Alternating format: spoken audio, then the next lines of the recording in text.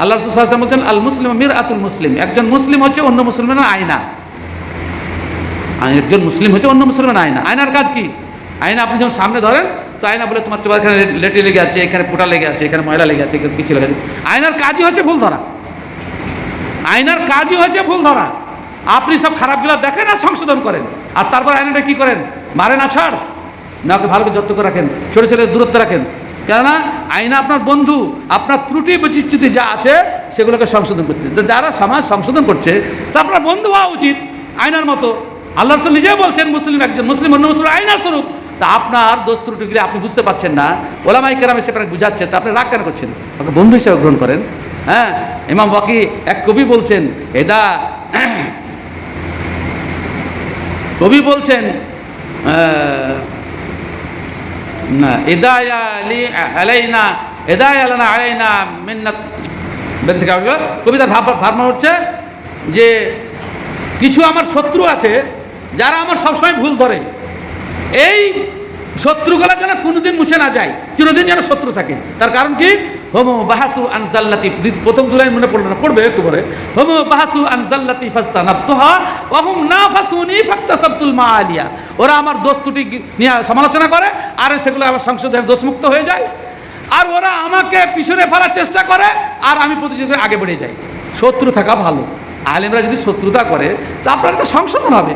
শত্রুকে খারাপ ভাবলে নাই, শত্রু না থাকলে ভুল ধরা পড়বে না কোনো সময়। সেজন্য আলেমদেরকে যদি শত্রু হবেন তো ওই শত্রু নয় যে আপনার অমঙ্গল কামনা করে। সেজন্য আলেমদেরকে সহযোগিতা করবেন। তাআওয়ানু আলাল বিররি ওয়াত তাকওয়া ওয়া লা তাআওয়ানু আলাল ইসমি ওয়াল উদওয়ান। ভালো পথে এক অপরের সাহায্য সহযোগিতা করো, অন্যায় পথে এক অপরের সাহায্য সহযোগিতা করো না। আপনি ব্যস্ত আছেন, ব্যবসাতে ব্যস্ত আছেন, ব্যস্ত থাকবেন। ব্যবসার নামই হচ্ছে বিজিনেস, যাতে মানুষ ব্যস্ত থাকে। ব্যবসা খুব ভালো জিনিস নয়। হ্যাঁ, খুব ব্যস্ত থাকে মানুষ আল্লাহ জিকির। সেজন্য রাসূল সাল্লাল্লাহু আলাইহি ওয়াসাল্লাম বলেছেন কিয়ামতের দিন অধিকাংশ ব্যবসায়ী ফুজ্জার হিসেবে কি করবে? ব্যবসায়ীদেরকে সাদকা দান খয়রাত বেশি করে করতে বলেছেন। সেজন্য যাদের টাকা পয়সা আছে দায়ীদেরকে অর্থ দেন, দিনের কাজে অর্থ সাহায্য সহযোগিতা করেন। বহু বই পুস্তক ছাপানোর জন্য আমাদের কাছে কোনো প্রয়োজনীয় অর্থ নেই, হালাল টাকা থেকে দেন। তাজাম্মুল হক সালাফি আমাদের সরলপথ একাডেমির জেনারেল সেক্রেটারি গোটা কোরআন মাজিদ তরজমা ও তাফসীর লিখে শেষ করেছেন। অর্থের অভাবে আমরা সেটা শেষ করতে পারছি না, মোটা টাকার দরকার। তো এসব বিষয়ে অর্থ সাহায্য সহযোগিতা করার চেষ্টা করুন।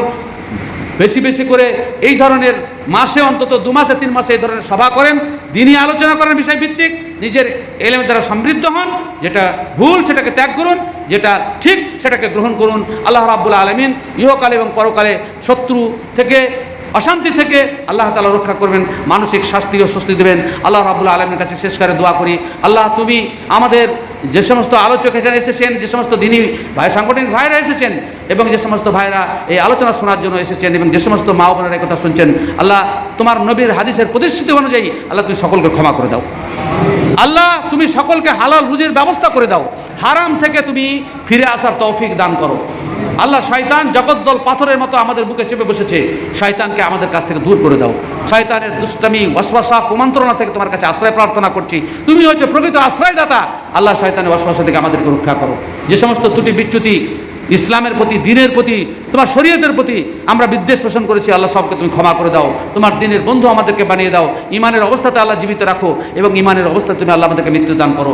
আকুলু কওলি হাযা আস্তাগফিরুল্লাহ লি ওয়া লাকুম ওয়া সাইরিল মুসলিমিন। আল্লাহুম্মা সাল্লি ওয়া সাল্লিম আলা নাবিয়িনা মুহাম্মাদিল উম্মি আখিরু দাওয়ানা আলহামদুলিল্লাহি রাব্বিল আলামিন। আসসালামু আলাইকুম ওয়া রাহমাতুল্লাহি ওয়া বারাকাতুহু।